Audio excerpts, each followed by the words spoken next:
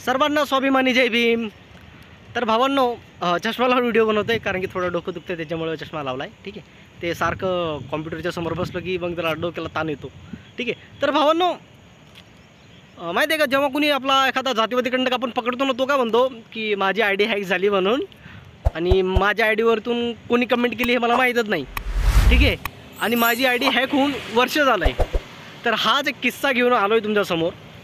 तर आता नाव त्याचं मी काय सांगू, तुम्हीच बघा व्हिडिओ। माझे नाव मयूर राऊत आहे।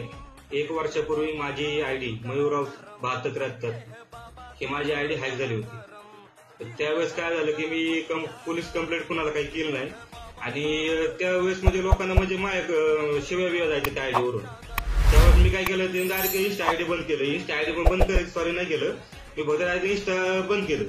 त्याच्यानंतर मला काही कोणाचे फोन बिन काय आलं नाही, म्हणजे नाही का, म्हणजे सगळं पोरांना म्हणजे फोन करणार, पैसे मागणार, आरतुरीच्या भाषा, कोणाला शिवाय देणे किंवा पैसे मागणे, हे असं व्हायचं।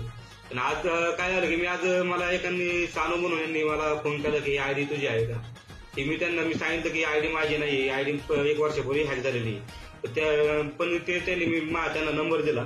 नंबरवरून सकाळ तुम्हाला विष्णूचे फोन आले, धमकीचे फोन आले की तू असं बाबासाहेब काय बोलतो। ते बघा, मी बाबासाहेबांना मानतो, सगळ्या धर्मांना मानतो, मला कुणाचाही म्हणजे तिरस्कार नाही। तर ती मी चुकी केली नाहीये, तरी मी तुम्हाला पुन्हा जर हे वाईट वाटलं असेल तर मी माफी मागतो, सहसा माफी मागतो।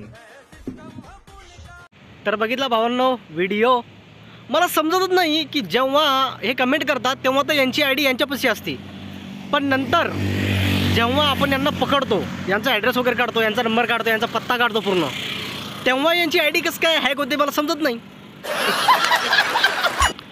पण जेव्हा भावड्याला म्हटलं की भावड्या तुझ्यावरती तर आता डायरेक्ट FIR आहे, भाऊ म्हणतो की दादा यार माझी आय डी तर हॅक झालेली आहे। म्हटलं ठीक आहे, तू माफीचा व्हिडिओ दे, भले तुझी आय डी हॅक झालेली असेल। तर माफीचा व्हिडिओ घेतला आहे, म्हटलं जाऊ दे, दुसऱ्या वेळेस का अशी कमेंट करू नको। जसा व्हिडिओमध्ये बोलत होता तसाच माझ्याशी सुद्धा बोलला की भाऊ आपण सर्व महापुरुषांचा आदर करतो, माझी आय डी खरंच हॅक झालेली होती। पण मला तर विश्वासच नाही आहे ठीक आहे याची आय डी हॅक झाली म्हणून, कारण की कमेंट कशी झाली मग आजच्या आजच कसं काय आय डी त्याची हॅक झाली, बरोबर ना? विचार करा थोडं। हे बघा भावांनो, या भावाच्या व्हिडिओमध्ये याच्या पाठीमागे छत्रपती शिवाजी महाराज यांची प्रतिमा होती, त्यांचा फोटो होता। ठीक आहे, आपण सर्व महापुरुषांचा आदर करतो।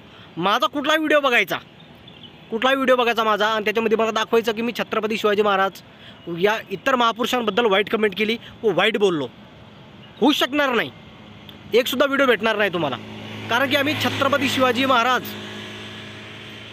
फुले शाहू आंबेडकर हे आम्ही वाचतो, पुस्तकामध्ये वाचतो, बरोबर ना? त्यांचा आम्ही आदर करतो, सन्मान करतो, बरोबर। आम्हाला गर्व आहे की आम्ही ज्या महाराष्ट्रामध्ये राहतो, ज्या महाराष्ट्रामध्ये असे महान पुरुष घडून गेले, बरोबर ना?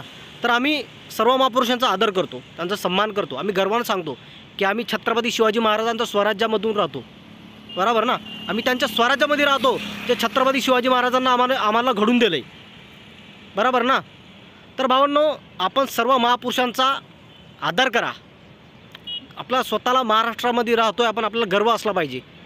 काय आपण आपल्यामध्येच लढतोय, कोणी छत्रपती शिवाजी महाराजांबद्दल वाईट बोलतोय, कोणी डॉक्टर बाबासाहेब आंबेडकराबद्दल, कोणी फुलेबद्दल, हे चुकीचं आहे। बस भाऊला एकच सांगणं होतं की पुन्हा अशी चुकी होऊ देऊ नको म्हणून, नाहीतर दुसऱ्या वेळेस तुला माफी नाही, बरोबर ना? तर भावांनो, व्हिडिओ कुठून बघताय कमेंट करा, भेटूया पुढच्या व्हिडिओमध्ये। जय भीम।